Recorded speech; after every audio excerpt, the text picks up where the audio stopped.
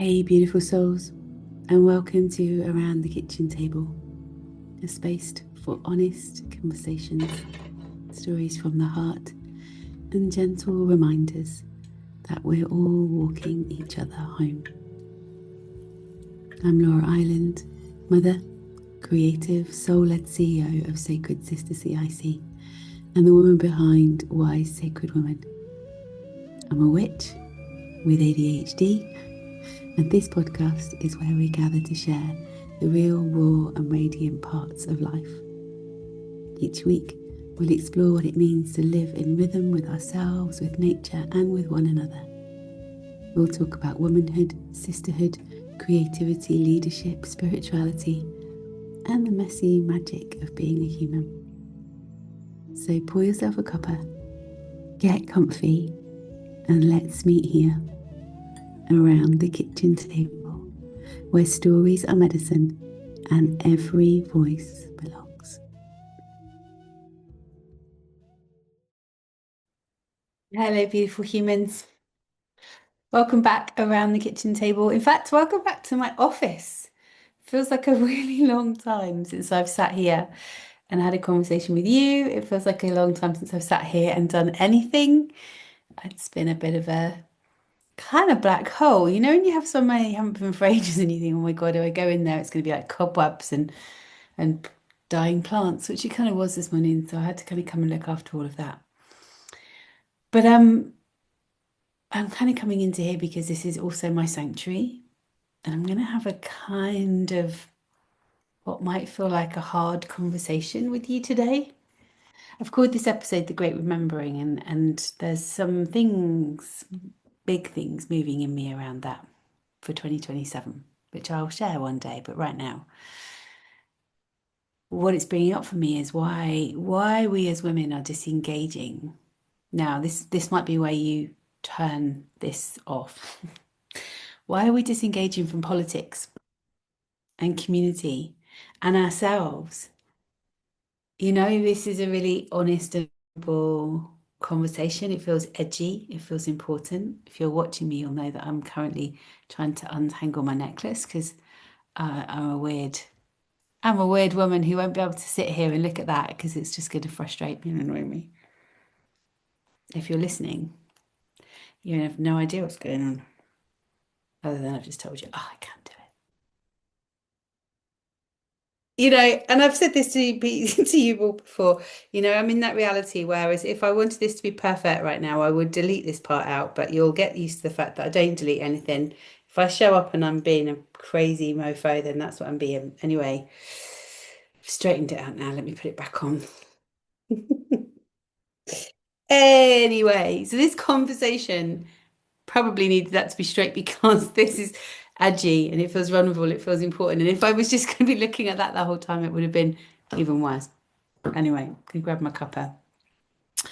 Because if you had asked me a few years ago whether I would ever sit down and record a podcast episode about politics, I probably would have laughed and said, absolutely no flipping way.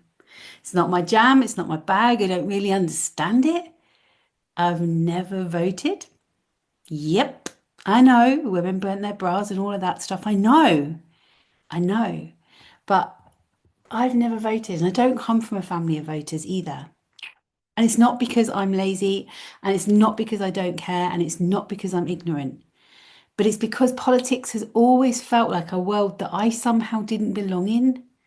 A world of shouting, of ego, of interruption, of point scoring, of men trying to dominate each other in rooms full of certainty and noise. And honestly, as a woman already carrying a million things, I didn't have the capacity for it. I still don't really have the capacity for it. I don't watch the news. I've disengaged from so much of social media. Like I do my social media, but I'm not really involved in it in any other way. I kind of live in this bubble because, especially when I was a single mum, I just didn't have the capacity to show up in any other way. And I think so many women feel that way. If you're a woman listening to this and you feel that way, pop a comment in the comments. Put a comment in the comments.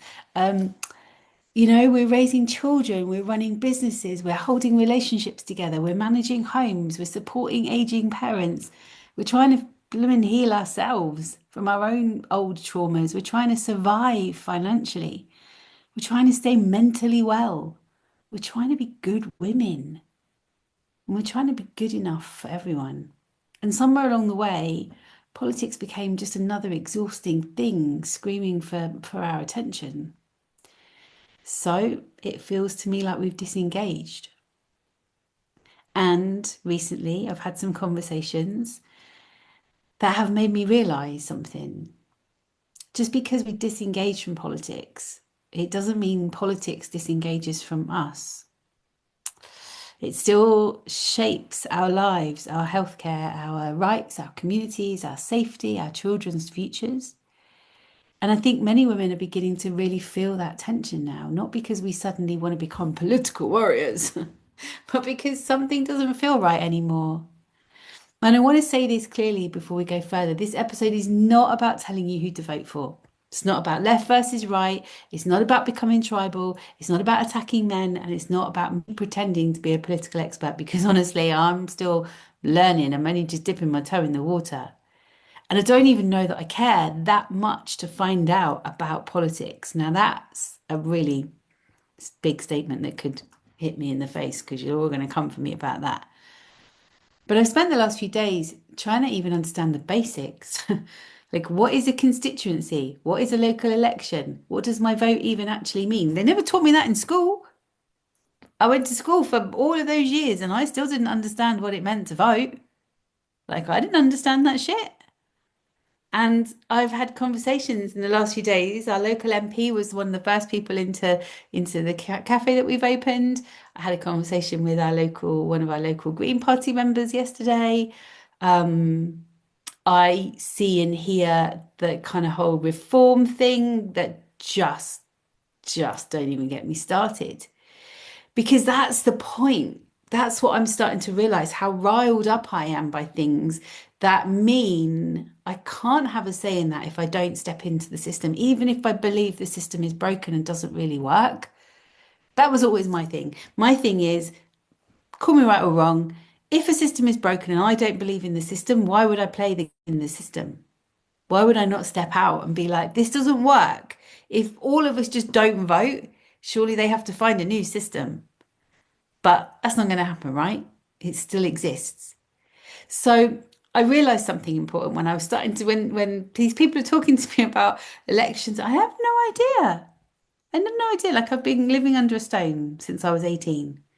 And there are probably millions of women who feel exactly the same. Women who are intelligent, capable, thoughtful, emotionally aware, holding entire families together, yet completely disconnected from politics because nobody has ever made it make sense in human terms. Instead, politics has become this inaccessible world full of jargon and aggression and performance. Or that's what I see. And honestly, I think many women look at the world and think, I do not want to become that in order to be heard. I don't want to have to be in a male dominated world for me to be heard. Talking to our local Green politician yesterday, we were talking about the fact that they are desperate for more women to step forward. And actually they were having some conversations with some women of colour as well, and they were like, we're too scared. We're too scared to get into politics. And you know why? Because I would already have to fight to be heard by the men in the room before I've even had a chance to say what I need to say. When I can sit in a room and be heard and listened to and valued, then I get in the room. But even having these conversations, I'm being spoken over, I'm being talked over. And even when I have had conversations with female politicians, it's the same because they've had to learn to live in the same way, to connect in those spaces. Because what is politics as it currently stands? You know, is it rewarding? It's interruption, it's dominance, it's certainty, it's debate, it's winning, it's being louder, being sharper, being tougher. Because that's what gets rewarded in politics right now. And so many women know the feeling of speaking and not being truly listened to. They're being tolerated or debated or corrected or explained to or talked over or dismissed. I love my husband dearly, but I feel really sorry for him sometimes because he's married to me. And I'm not taking that anymore. Every time he talks over me, I'm like, whoa, stop. You haven't even let me finish my sentence. And he's not the only one. I do it to him too because we're so caught up in our mental chatter that we've got to try and get it out before we forget what it was we were going to say in the first place, especially if we're menopausal, right? We'll remember it at 3 o'clock in the morning when we're laying there not able to sleep with a hot flush. So, how many women have sat at tables trying to explain what something feels like in their body, their life, their lived reality, only for someone to immediately jump into argument instead of understanding? Not listening to hear, listening to respond, listening to win. And honestly, I think many women have just become exhausted by that dynamic long before they ever enter political spaces. Because what is the point of speaking if nobody truly listens? Just watching a downpour outside my window. Hmm. Funny how that's kind of how my mood sort of feels as I'm talking about this, because maybe this is why so many women stay quiet, right? Not because we have nothing to say. Believe me, we have a lot to say, but because somewhere along the way we learned it was safer not to fully exist inside the world. Safer to stay agreeable, safer to stay small, safer to not upset people, safer to not be too much, safer to keep the peace. I upset somebody last week, a woman in my community who I was so proud of. We were supporting her through a journey, and she made a decision that meant that she didn't feel safe enough to share with us what had gone on, and instead she lied and then had to come back and kind of make a statement about how she was feeling, and then turned it all on us and walked away. And that feels really sad for me because rather than stay and have the conversation, rather than stay and be present, she chose to just step away. So, how many women are still not living their fullest potential because they're frightened of what might happen if they truly step forward? How many of us learn to become the good girl instead of the truthful woman? How many women still apologize for taking up space? I do. For having needs, for saying no, for wanting more, for being visible. And maybe this is where the conversation becomes deeper than politics, because I don't think what we're witnessing right now is simply political division. I think we're witnessing collective disconnection. People are exhausted, lonely, overstimulated, financially stretched, traumatized, disconnected from community, from nature, from each other, disconnected from themselves. And women are often carrying the emotional consequences of all of it, trying to hold families together while everything gets more expensive, trying to feed children properly while healthy food costs more and more, trying to regulate nervous systems that have been running in survival mode for years. And I think women are tired. I know I am. I'm not weak, but I am tired. There's a difference, right? We wanted freedom, we wanted opportunity, we wanted independence, and we should absolutely have those things. But many women now feel like we got equality without support. And now we work and emotionally manage households and raise children and support partners and stay calm and stay productive and stay attractive because God forbid we age, right? And stay grateful. And we're knackered. And exhausted people disengage, not because they don't care, but because survival consumes all of their energy. And then public life becomes dominated by the loudest voices, the angriest voices, the people with the most time, the people most willing to fight. Let's face it, I spoke about it yesterday again with the lovely politician. And he said, I just want more than retired old men on our party. And I'm like, yes, because That is who's rolling up. Like, look at the men in power. Like, I'm going to use power in inverted commas because, frankly, I don't think they've got any power at all. They just shout the loudest.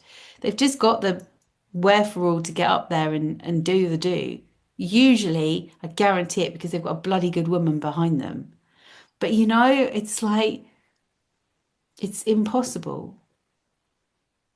You know? Meanwhile, the women quietly holding all of the communities together, we often remain silent. And I think that silence matters. Because what if politics was never meant to be about domination? What if leadership was meant to be about relationship? I hated the word leader. When people speak to me about leading a community, being a leader, I was like, whoa, no, don't put me in that category. Because the leaders that I've seen my whole entire life have predominantly been men. And if they've not been men, they've been very emasculated women. Because, I mean, let's look at Maggie Thatcher, bless her heart, right? Like, I mean, she was a woman, but she spoke like a man. She acted like a man because she had to be heard, to be seen. What if leadership was about relationship, care, and listening, and repair, and community, and human dignity, creating places where people can actually live well?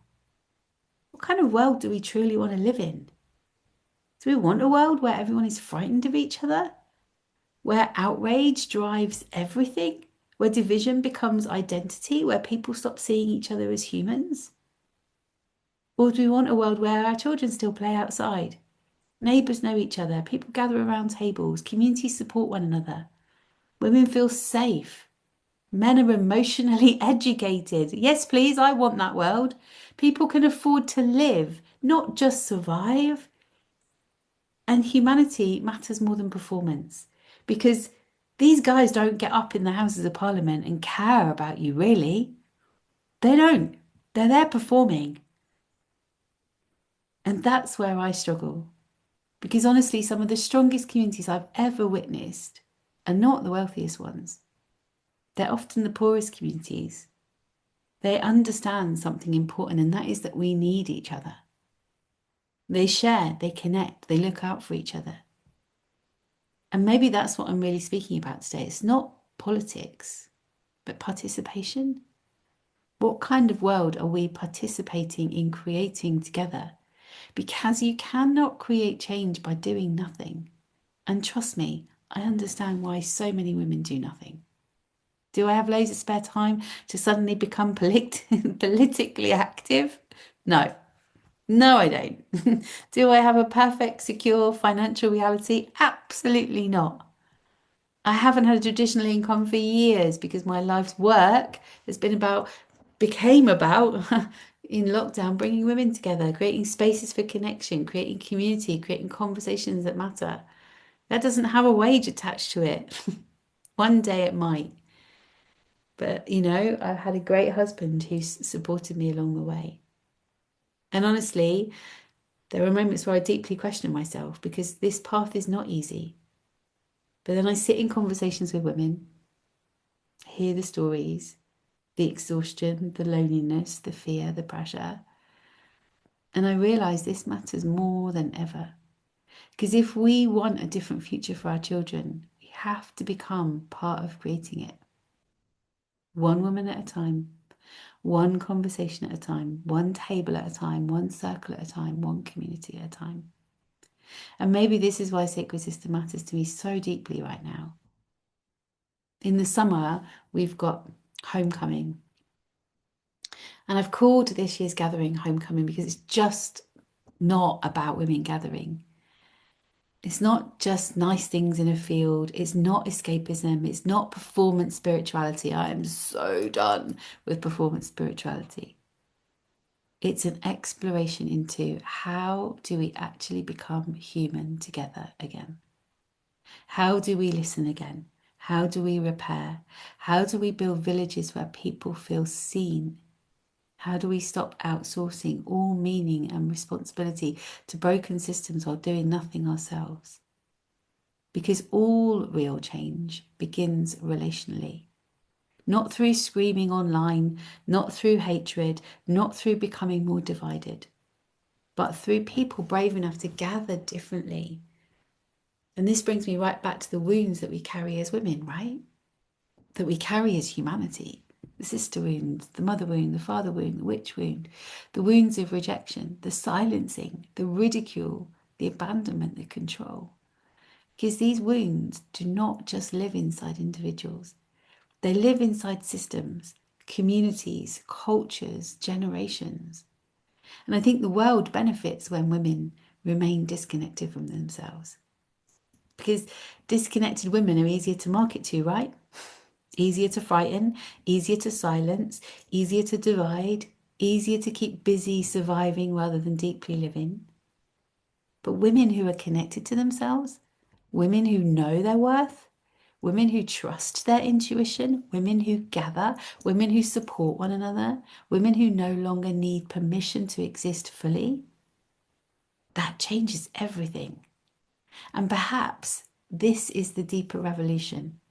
Not women becoming louder men. When I talk about a matriarchy over a patriarchy, it isn't men taking, sorry, it isn't women taking the place of men and doing the same job. It's all of us learning how to nurture and look after each other. It's not women entering broken systems and simply copying the same behaviors, but women bringing entirely different ways of relating and leading and listening and living into the world. Not domination, not submission, relationship. And honestly, I think this is what so many of us are truly hungry for. To feel seen, to feel heard, to belong, to matter, to stop abandoning ourselves every single day. Because if we don't prioritize ourselves, what hope is there? How can women change the world while abandoning themselves in the process? So today I've been thinking about what's the next evolution of Sacred Sister. Not simply about gathering women as it was 6 years ago when we started. Since then it's grown and it's changed. But it's really about helping women understand the deeper wounds that keep us separated from ourselves, each other, and our voice in the world. I get questioned. A few years ago, in fact last year, I was going to create a 5-day journey, a free journey, to share with every woman called Coming Home to Yourself. And I got kind of told it wasn't niche enough and it didn't mean anything. And so what does it even mean? And who am I talking to? And is it for this woman or this woman or this woman? And it's for everybody. Because helping women to move beyond survival mode, beyond good girl conditioning, beyond fear-based living, beyond silence, not to become louder, but to become more true. That's what coming home to yourself means for me. When I come home to myself fully, and this is also probably why I've stepped out of the system in that kind of way of like not voting and not being political, is because I try the best I can to take full responsibility for myself every day. I sit and I listen to my own inner wisdom. I don't outsource my guidance to outside institutions, the church, the guru, the God, the doctor, the medical profession. I lean into what is my rhythm? What do I need? How can I look after myself better? I get to know what I need and what I want and how it works. And I don't get it right all the time. I still live in this.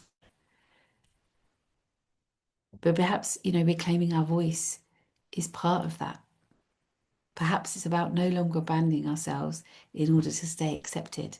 And maybe, just maybe, this is where coming home truly begins. Not escaping the world, but remembering how to belong to ourselves, each other, and humanity again. This subject I can feel is going to roll on for a few weeks. So I guess the question here isn't about whether it's about politics. It's not about which political party you vote for. It's about choosing how you want to live your life. And when I see the things that certain parties are voting for, it's going to take us vastly backwards, especially as women. Our rights to equal pay, equal work, Like, I just keep seeing things that just horrify me. And that's what's made me look and go, okay, if I don't want that, I have to do something to stop that. And if the only thing I can do to stop that is to vote for somebody else, even if I don't particularly agree with them all, then that's the route I want to go down. So let's lean into that. What possibility might happen if we were able to pull together? Because I know, like me, there are hundreds and thousands of us. And if we were all to vote for somebody else other than that, and I can own that I get really triggered when I watch the men that are involved in that party, men that are so deluded. And I'm ashamed. I'm ashamed to look at them as white, mostly middle class, working class, middle class men. Because actually, it's not about immigration, and it's not about refugees, and it's not about what colour your skin is. And I don't fear as a woman going out in the street because I might get caught up with an immigrant in the streets. I'm in fear of a white man. I'm just going to share this with you right now. I walked down in our local park the other day. In the daytime, three guys, clearly slightly inebriated, sitting on the steps, taking up the steps. So I had to ask them to move so I could get past. And I in my way, and this is the way that I live in the world, and I was on my phone to a friend, so I just kind of said to her, hang on a minute, I just need to deal with this. And I went, come on, lads, I need to get past. Is it all right if I get past? And they were like, yeah, cool. Sorry, love, we'll move out of the way. And one of them just went, or you could just pull me off if you want to. Is that okay? That's a white British male. I'm more in fear of that shit. Because most people from abroad that I know wouldn't dare probably even speak to me, except to shout, hey, Rasta across the street, which I get anywhere in the world because I have lovely dreadlocks. But I want us to wake up. And if I can vote for the first time in my life for someone other than that, that's what I want to do. So let's lean into what that looks like. And I'm open for debate. I'm exhausted even the thought of it. Because actually, does it need a debate? Or is it okay for my feelings to be my feelings? And can I totally respect your feelings? And if you think that that's right, that's okay. They're your feelings, they're your views. We won't see eye to eye, and that's okay. So if this episode has stirred something in you, share it. Start a conversation. Sit around a real table with someone you love. Ask deeper questions. It was my bestie who was my boss many years ago, 30 years ago, and we still are best friends now. And but she was on a call with me the other day, and she literally tore a strip off me, and she was like, "Have you voted yet?" I was like, "No, no." She was like, "What the fuck are you doing? Like, it's women like you who are voting that can make a difference." I was like, "Okay, all right, I'm listening." So sit around the table, ask the deeper questions, because perhaps the conversation itself is where change begins. And if you really feel the call to go deeper with this work with us, then come and join me in a field this summer, because I've got space for 333 women, which sounds like a lot, but it will fill up fast. But I want you to come and be a part of that village. One exploration, one village into what becomes possible when women gather differently. I'll leave the details below, and until next time, you beautiful humans, take care of yourselves and remember the world changes when each one of us as women stop abandoning ourselves. Reach out, I'm right here. I'll speak to you soon. Right out.